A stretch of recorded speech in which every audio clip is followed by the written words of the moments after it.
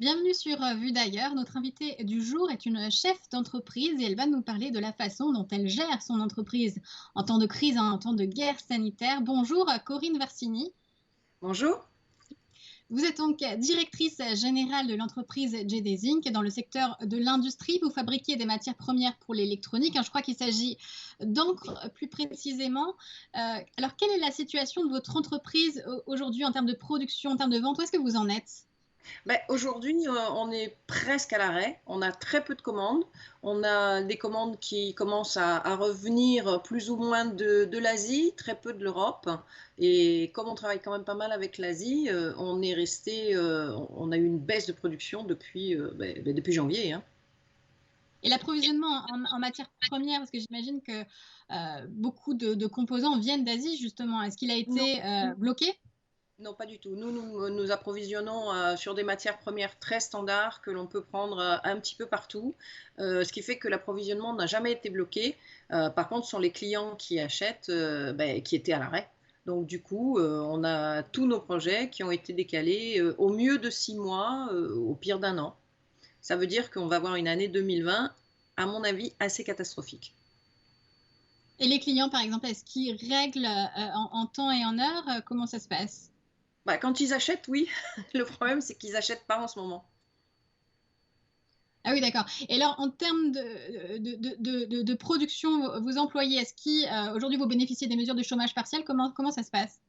Alors aujourd'hui, la première chose qu'on a faite quand le confinement a démarré, c'est qu'on a mis tout le monde à la maison parce que on savait pas trop comment protéger les employés en cas de contamination et on ne savait pas quelle serait la dangerosité de ce virus. Donc tout le monde est rentré à la maison et on a attendu une quinzaine de jours. D'abord nous, ça nous a permis de sécuriser l'entreprise financièrement grâce aux prêts financés, aux prêts garantis par l'État.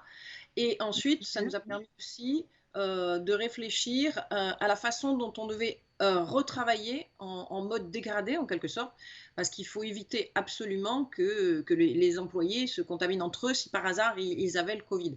Je l'ai moi-même eu, donc du coup, je peux rentrer en contact avec personne et je suis obligée de faire du télétravail en permanence. Enfin, là, je suis encore un peu fatiguée, donc encore un peu arrêtée, mais dès que je peux, je vais reprendre et uniquement en télétravail. Bah, le travail, ça marche pour certains emplois, pour d'autres où il faut vraiment produire, ça va être plus Oui. compliqué. Comment vous allez vous organiser à la reprise? Alors, Adapter les lignes de production, ouais, forcément exactement. les. Hmm. On a commencé justement à adapter nos postes de travail à ce mode dégradé. Ça veut dire qu'on a des procédures et on a mis des petites affichettes à chaque poste de travail, à l'entrée, au niveau des toilettes, partout. On a mis des procédures pour rentrer dans l'entreprise, qui aujourd'hui, pour l'instant, est interdite à toute personne étrangère à l'entreprise. Il n'y a que nous qui avons le droit de rentrer. Quand on rentre, on a à côté de l'entrée une petite bouteille d'alcool avec du sopalin, une poubelle spécifique, et on nettoie les poignées à l'entrée, on nettoie tout une fois qu'on est passé, qu'on a touché.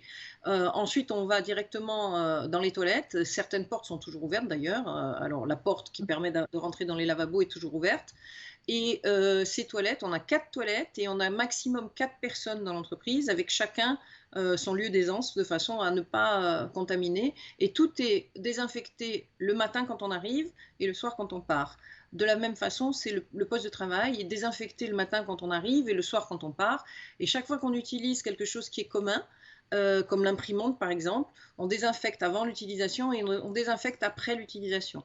Donc chacun a à sa disposition au niveau de tous les postes de travail à la fois du gel hydroalcoolique plus de l'alcool et du sopalin.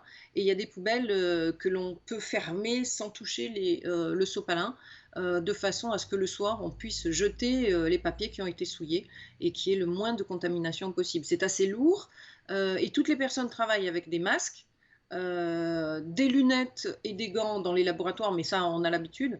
On évite les gants quand on est sur notre poste de travail, c'est pour ça qu'on le désinfecte avant et après, mais on garde le masque à longueur de journée Est-ce et que vous on a. avez eu, Corinne, des difficultés d'approvisionnement justement pour ces nouvelles mesures? Les Nous, masques.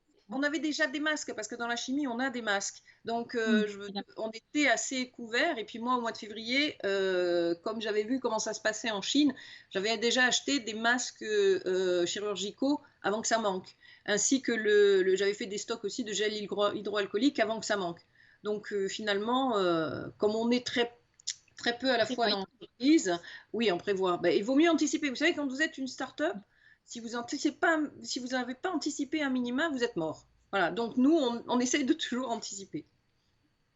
Et alors, pour finir, Corinne, est-ce que vous êtes objectivement concernée par un risque de faillite ou vous voyez comme l'avenir assez sereinement? Ben, je pense que les mesures qui ont été prises à notre égard grâce au PGE et à la BPI devraient nous permettre de passer la crise, à condition qu'il n'y en ait pas une autre à la fin de l'année. Voilà. Parce que s'il y en a une autre à la fin de l'année, c'est clair que c'est mort. En revanche, si on peut repartir comme il semblerait qu'on puisse repartir en septembre-octobre, ouais, ça devrait aller. Bon, bah, c'est tout ce qu'on espère. Merci beaucoup, Corinne Versini, d'avoir répondu à la question. Je rappelle que vous êtes directrice générale de Genesis Inc. Merci beaucoup. À bientôt sur Udaya.